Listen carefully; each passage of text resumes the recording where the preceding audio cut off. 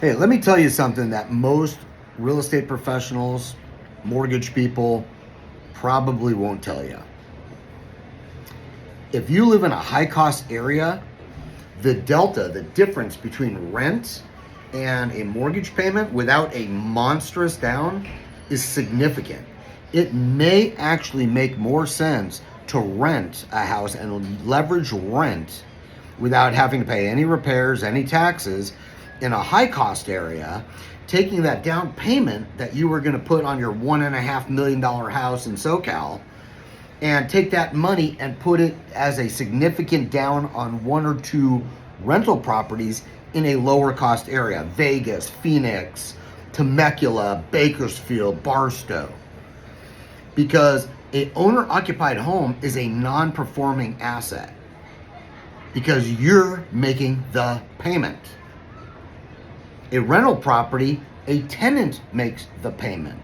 So if you bought a fourplex and your tenants are consistently making you payment, and with enough down, you're now cash flowing and covering the insurances and the maintenance fees, you still own property. There's a very different difference between write-offs on the taxes. I'm not a tax professional, but you have a finite amount of interest you're allowed to write off on a owner-occupied property, but it's a business expense on an investment property.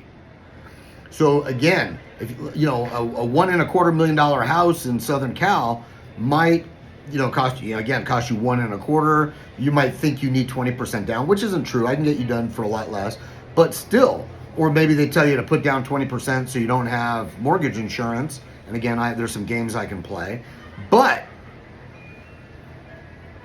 20% of 1.25 mil is $250,000. You can rent that property with 1 month's security deposit and pay maybe $5,000 a month.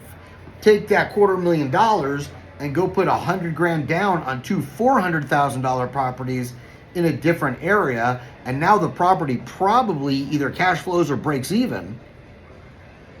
And you own two properties, and you're leveraging the most expensive one and letting somebody else do the maintenance and pay the taxes on it. I am an expert in these sort of scenarios. I'm an ex-realtor, builder, developer, appraiser. I'm a certified liability advisor. I'm a mortgage banker and insurance agent. So this is not my first rodeo. Let me help you to set up your financial goals when it comes to real estate. I'll put you in touch with the right realtors, and let's get you the right financing structure to optimize your monies so they go further.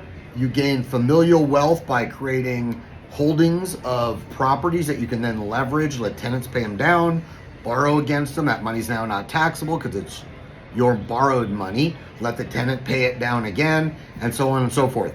The trick to the wealthy is they buy assets and they hold them. They rarely sell assets. Buy and hold, leverage, pay no income tax on the money, let the tenants pay it down, wash, rinse, repeat. This is Doug. Happy to help. Reach out if I can answer any questions for you.